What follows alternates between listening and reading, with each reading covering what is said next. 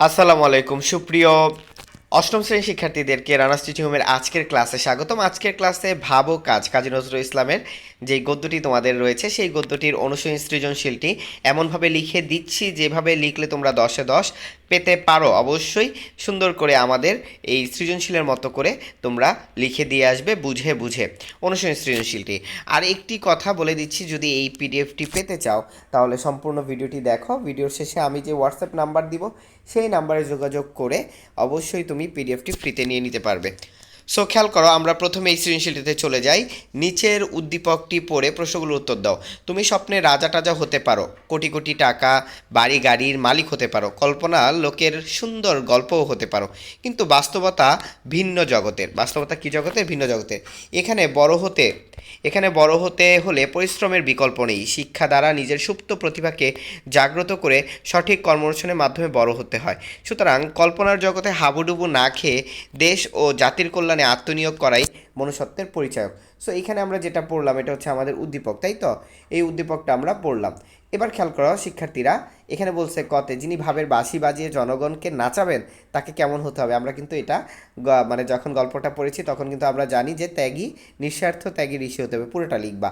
যিনি ভাবের বাঁশি বাজিয়ে জনগণকে নাচাবেন তাকে নিঃস্বার্থ ত্যাগী ঋষি হতে হবে। এরপর খতে বলছে লেখক স্পিরিট বা আত্মার শক্তিকে জাগিয়ে তুলতে বলেছেন কেন। আগে তোমাকে জ্ঞানটা লিখতে হবে। কর্মের শক্তি আনার জন্য লেখক স্পিরিট বা আত্মার শক্তিকে জাগিয়ে তুলেছেন। এইটা করার পর ভাই তোমাদের কি করতে হবে বলো তো? এটা করার পর অবশ্যই তোমাদেরকে একটা কাজ করতে হবে। সেই কাজটা কি? তোমাদের অনুধাবনটা লেখা লাগবে। দ্বিতীয় প্যারায় চলে যাইতে হবে। কর্মের মাধ্যমে সফলতা মানুষের জীবনকে সুন্দর ও সার্থক করে। এক্ষেত্রে কর্ম পরিকল্পনা সঠিক ও নিয়ন্ত্রিত হতে হবে। তার জন্য কর্মশক্তি এবং সঠিক উদ্যোগের দরকার হয়। ভাবের দ্বারা মানুষ এগিয়ে গেলেও কর্মে শক্তি আনার জন্য আত্মার শক্তিকে জাগিয়ে তোলা অপরিহার্য। তারপর আমরা গতে দেখছি যে উদ্দীপকে ভাব ও কাজ প্রবন্ধের যে দিকটি নির্দেশক তা বর্ণনা করো। কোন দিকটি প্রকাশ করছে? তো উদ্দীপকে ভাব ও কাজ প্রবন্ধে বর্ণিত ভাবের সঙ্গে পরিকল্পিত কর্মশক্তি ও বাস্তব উদ্যোগের প্রয়োজনীয়তার দিকটি প্রকাশ করছে। অর্থাৎ যেই দিকটা প্রকাশ করছে সেটা কিন্তু আগে এক বাক্যে লিখতে হবে, আদারওয়াইজ কিন্তু তুমি মার্কস পাবা না। তারপরে দ্বিতীয় প্যারায় ভাব ও কাজের পার্থক্য অনেক। মানুষকে উদ্বুদ্ধ করার জন্য ভাবের গুরুত্ব অপরিসীম, কিন্তু ভাব দিয়ে মহৎ কিছু অর্জন করা যায় না। তার জন্য কর্মশক্তি এবং সঠিক উদ্যোগের দরকার। ভাব ও কাজ প্রবন্ধে কাজী নজরুল ইসলাম ভাব ও যথাযথ কাজের সমন্বয়কে বিশ্লেষণ করেছেন। উদ্দীপকটিতে ভাব ও কাজ প্রবন্ধের ন্যায় ভাবের সাথে কর্মশক্তি এবং সঠিক উদ্যোগের দিকটি তুলে ধরা হয়েছে। শুধু চিন্তা কল্পনা বা ভাবের দ্বারা কোনো কিছু অর্জন করা যায় না। বাস্তবতার আসল রূপ হলো পরিশ্রমের কোনো বিকল্প নেই। শিক্ষার দ্বারা নিজের সুপ্ত প্রতিভাকে জাগ্রত করে সঠিক কর্ম অনুশীলনের মাধ্যমে বড় হতে হয়। তাই উদ্দীপকের সাথে প্রবন্ধের সামগ্রিক মিল রয়েছে। তো আমরা তিনটা প্যারায় সুন্দর করে বিশ্লেষণ করলাম। কল্পনার জগতে হাবুডুবু না খেয়ে দেশ ও জাতির কল্যাণে আত্মনিয়োগ করাই মনুষ্যত্বের পরিচায়ক। মন্তব্যটি ভাব ও কাজ প্রবন্ধের আলোকে মূল্যায়ন করো। সো দেখো তোমরা এখানে কি লিখবা, যে উদ্দীপকে কল্পনা জগতে সীমাবদ্ধ না রেখে দেশ ও জাতির কল্যাণে আত্মনিয়োগের করার মানে মনুষ্যত্বের পরিচয় বলা হয়েছে। তো দেখো দ্বিতীয় পারে তোমরা কি লিখবা, যে ব্যক্তি জীবনে সঠিক ও সুন্দরভাবে পরিচালিত করলে ব্যক্তি স্বাতন্ত্র্য উজ্জ্বল হওয়ার পাশাপাশি দেশ ও জাতির কল্যাণে আত্মনিয়োগ করা, যেটা আমাদের অনুধাবন।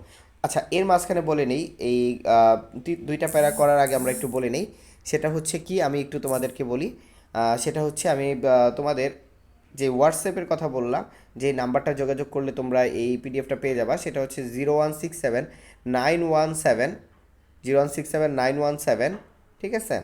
0167 917, দেখো 0167 917 0183, এই নাম্বারে যোগাযোগ করলে অবশ্যই তোমরা এই পিডিএফটা একদম ফ্রিতে পেয়ে যাবা। সো এরপরে দেখো আমরা তৃতীয় প্যারা দেখি। উদ্দীপকে আমরা এখানে দেখি উদ্দীপকে কল্পনা ও ভাবের স্বরূপ উন্মোচিত হয়েছে। স্বপ্নলোকের মানুষ জীবনকে রঙিনভাবে সাজাতে পারে, কিন্তু সোনার রূপ কাঠি দিয়ে কল্পনা জগতের রাজা হতে পারে। প্রকৃতপক্ষে কল্পনার জগৎ ও বাস্তবতার দুনিয়া কখনোই এক নয়, ঠিক আছে? তো বলছে চরম বাস্তবতার এই প্রতিটি মুহূর্তে জীবনকে এমনভাবে সাজাতে হবে যাতে দেশের স্বার্থে কাজে লাগে। ভাব ও কাজ প্রবন্ধের কল্পনাকে আশ্রয় দেওয়া হয়নি। ভাব ও কল্পনার গুরুত্ব আছে, কিন্তু কল্পনা দিয়ে মহৎ কিছু অর্জন করা যায় না। তার জন্য কর্মশক্তি ও সঠিক উদ্যোগের প্রয়োজন হয়। কল্পনা দ্বারা মানুষকে জাগিয়ে তোলা, কিন্তু যথাযথ পরিকল্পনা ও কাজের স্পৃহা ছাড়াই দেশ ও জাতিকে কল্যাণের আত্মনিয়োগ করা যায় না। আর সঠিক উদ্যমের মাধ্যমে দেশ ও জাতিকে কল্পনায় আত্মনিয়োগ করার মাধ্যমেই মানুষ মানে মনুষ্যত্বের আসল পরিচয় নিহত। তাই প্রশ্নোত্তর উক্তিটি যৌক্তিক।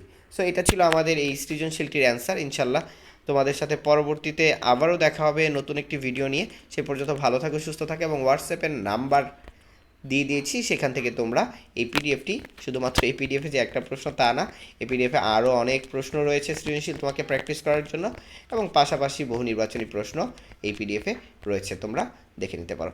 সো আজকের মতো আল্লাহ হাফেজ, সবাই সুস্থ থাকো, ভালো থাকো, ইনশাআল্লাহ নেক্সট ভিডিওতে দেখা হবে। আসসালামু আলাইকুম।